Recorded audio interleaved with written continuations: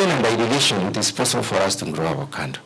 Now that we are moving in that direction of competing with the others who may want to fill this space, since there is market potential, there is demand for avocado across the world. How do we take advantage of this, demand for the fruits? How do we take advantage of, taking up a bigger market share or a bigger quota in the world market? Because Kenya's products have not been, significant in the world market. I think the best we've been able to do is around 50,000 metric tons. We need to move from that to 120, 200, 300. And we have the potential, and it is possible. We do not want anybody to feel, bound or constrained to participate in this particular industry.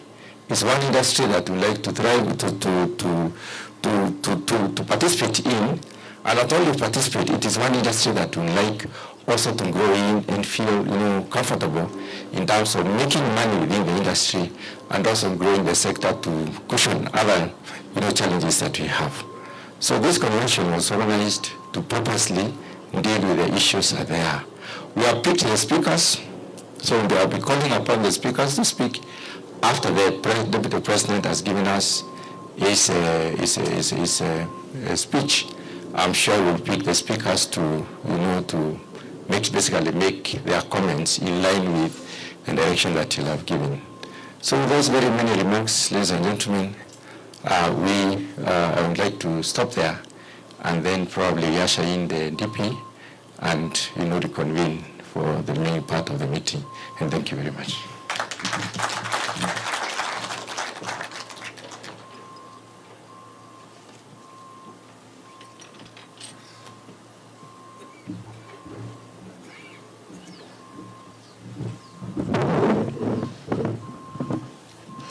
Asante sana Mheshimiwa Daktari John Mutunga ambaye ni mwenyekiti katika kamati ya kilimo katika bunge la kitaifa.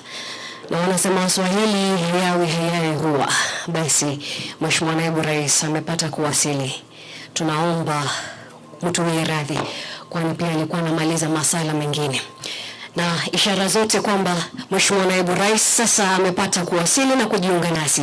Mheshimiwa Naibu Rais akiwa amejumuika na waziri mbalimbali, wabunge mbalimbali na vile vile katibu wa kudumu. Naomba basi Mheshimiwa Naibu Rais, mabibi na mabwana, sote tupate kuketi.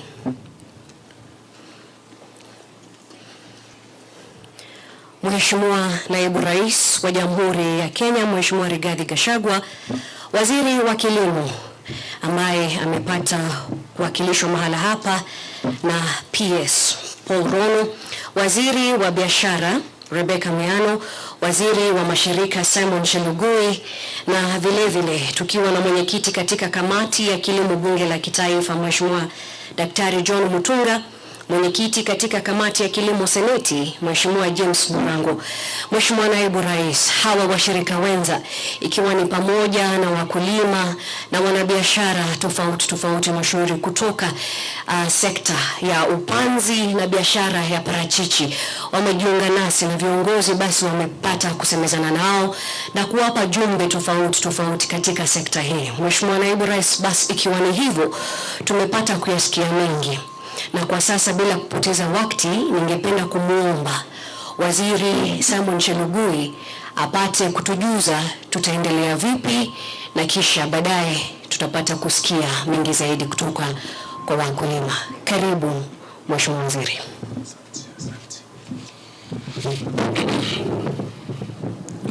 Mheshimiwa Naibu wa Rais,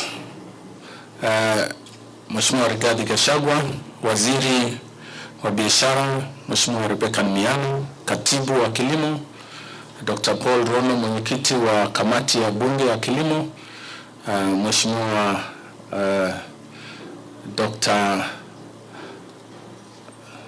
Mutunga, an MP for Turkana West, na waheshimiwa wote, waheshimiwa MCS. Mheshimiwa Naibu wa Rais, kati yetu kuna washikadau tofauti. Kati yetu kuna wakulima, kati yetu kuna wale wanahusika wanakusanya parachichi, the aggregators, na pia kuna wale wanatusaidia kuuza mimea hii kule nje. na hata wale wanatusaidia kufukisha kwa bahari, the shippers. Tukifuata hiyo taratibu, Mheshimiwa Naibu wa Rais, tumepata mazungumzo kutoka kwa viongozi wetu waheshimiwa, wametuchangamsha kwa mambo ambayo yanakera hii kilimo. Kufikia hapo, na pia tuko pia na wawakilishi wa shirika mbalimbali ya serikali, HCDA, Ministry of Trade, Ministry of Agriculture, Ministry of Cooperatives na wizara yanayohusika na hii mimea ya parachichi. Kwa hivyo bila kupoteza wakati Mheshimiwa Naibu wa Rais, nikubalie nimwite mkurugenzi mkuu wa HCDA atupee kwa kifupi sana a high level brief of where we are as a country in terms of avocado production. Your Excellency, we've been and we are in a good position as a country. We are number 7, if I'm not wrong, in the world in terms of production. It means we can, if we organize ourselves, we can actually be a world leader in avocado production, and that will be a great position for us. Number 2, there are challenges we have. There are issues of production, issues of management, issues of post-harvest management, and also issues of marketing. And that's why my colleague, Minister for Trade, is here. And we have a role as Minister of Cooperatives, and there is a role for Minister of Agriculture. So we are all here, Your Excellency, to gather this information, and as a team, as a country, we can be able to approach and manage this value chain for the benefit of our farmers, of our people. So in 3 minutes, let me ask the CEO of HCDA to come forward and give us a high-level brief, and very executive. Then from there, I will ask Senator Murango to run us through the stakeholders' presentations, and then I will now invite the government, the team leaders from the government, the ministries, the ministers and the minister representative, and then we'll then hear from you, Your Excellency. So without much ado, the Managing Director, come over.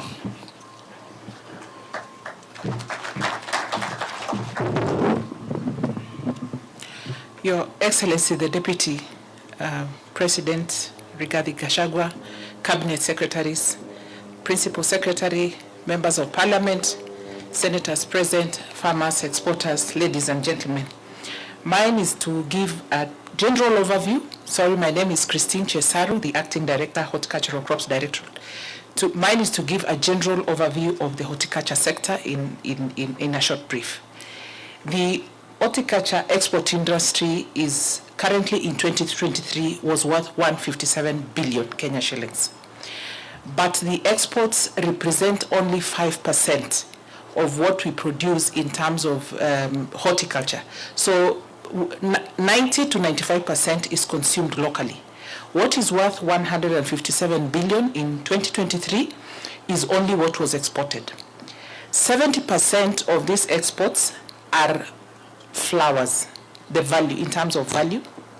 17% are vegetables, and 13% are fruits. Your Excellency, the 13% of fruits mainly comprises avocado and mango. The world out there requires, we have market for many other fruits, we have demand for many other value chains, but currently Kenya is only exporting mainly avocado and mango, which comprises the 13%. As it is now, even the mango we are not exporting to the European Union because of a quarantine pest, the fruit fly. And so what Kenya has done is currently putting up a hot water treatment facility that will enable us to treat our mangoes and resume the mango exports to the European Union. In terms of production of avocado, I'm zeroing into avocado now. The area under avocado currently is 29,150 hectares.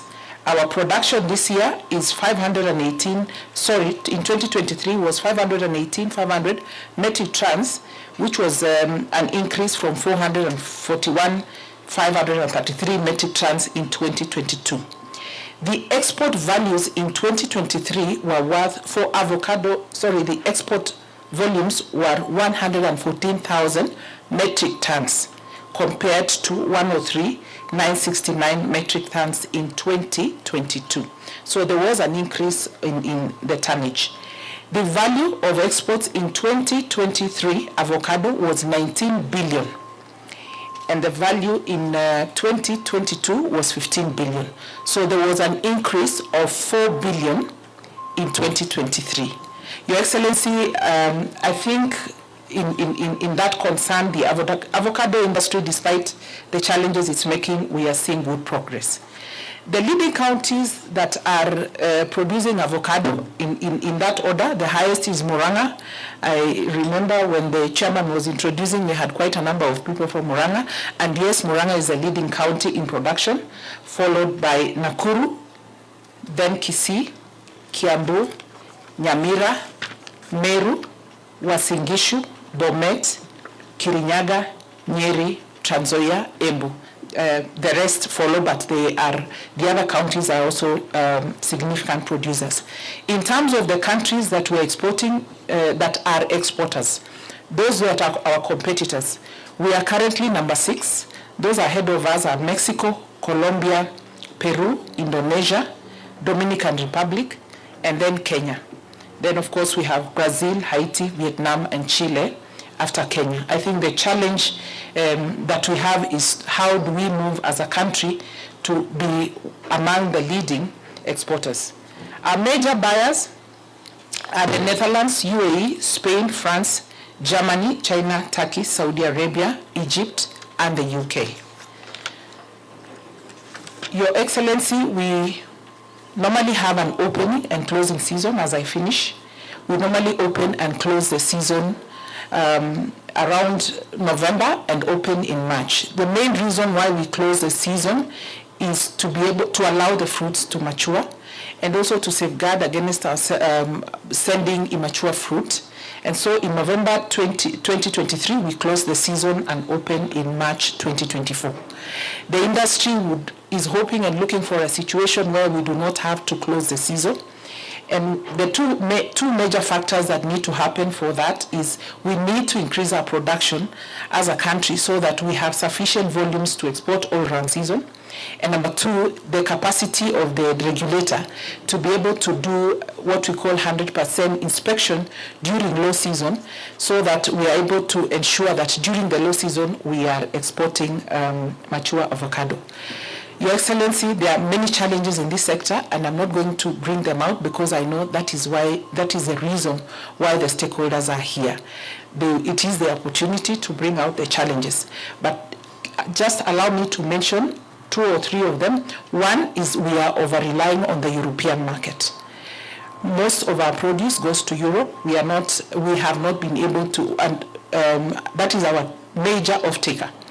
Europe is increasingly putting up stringent quality demands that are making it very difficult for our farmers and exporters to access. So what we need to do as a country is to diversify our markets to UAE and other parts of the country. We are also sending fewer value chains. When you look at the fruits, as I mentioned, it's only avocado and mango. And as a country, I believe we have the potential to do a lot more value chains. And then we need to support our industry, especially the exporters, to be able to access the markets. They can only export more when they project themselves more, especially in the international market, so that they are able to compete with other competing countries.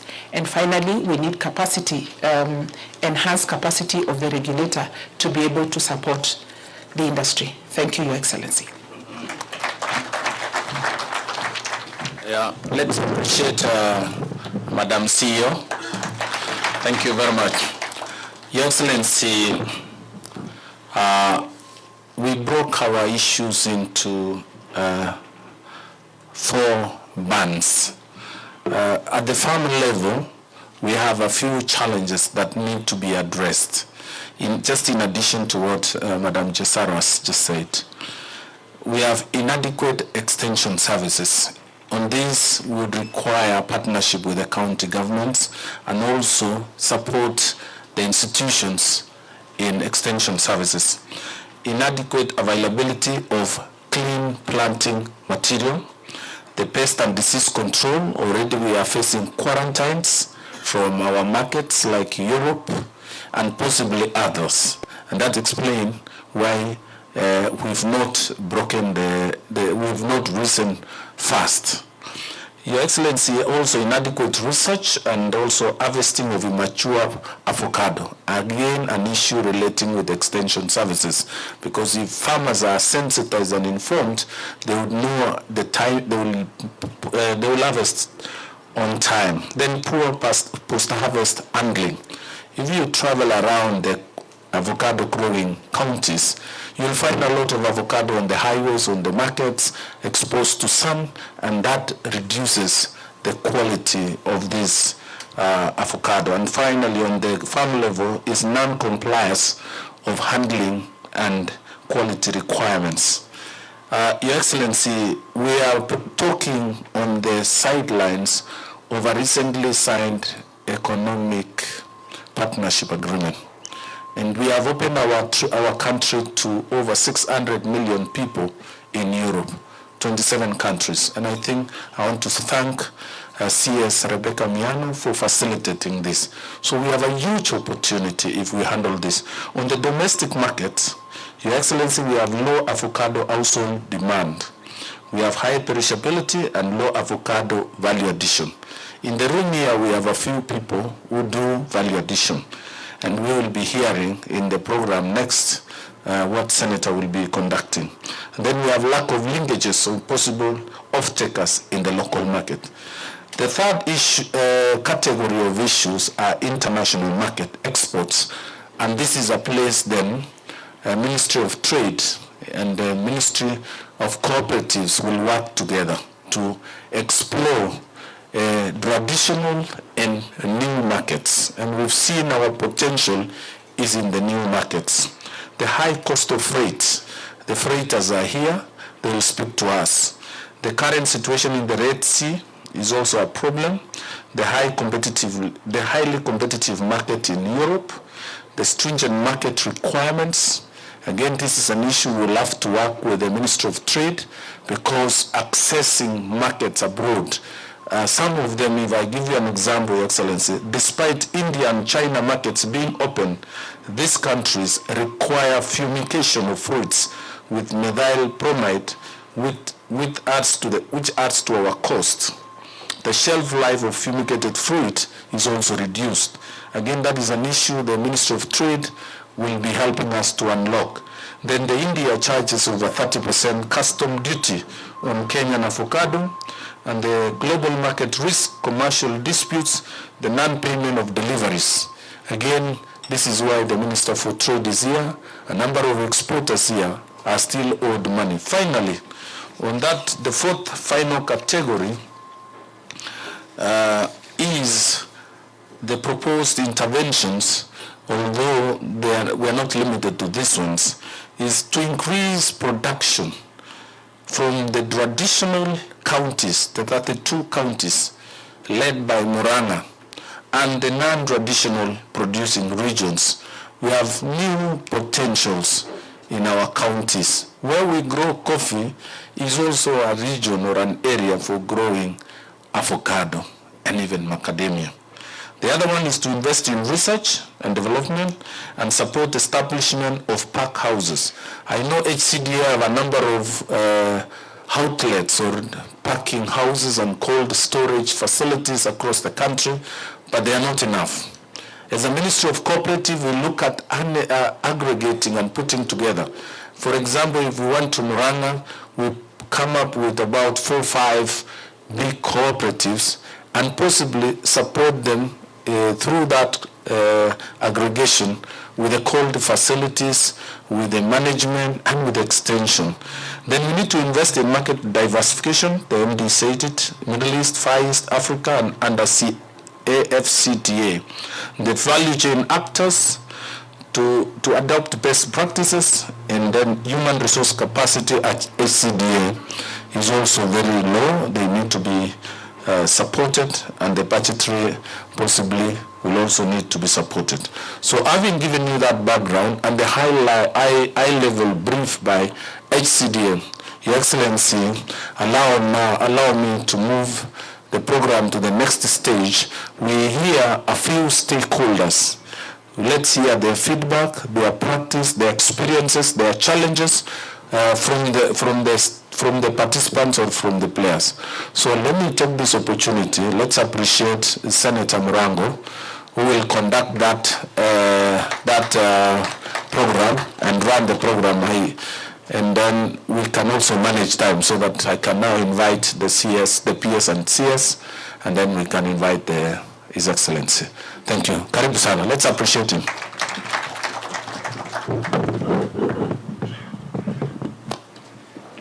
Asante sana Waziri Chagui, Mheshimiwa Naibu wa Rais, mawaziri wote walioko hapa, itifika zote zikizingatiwa. Hamjambo tena.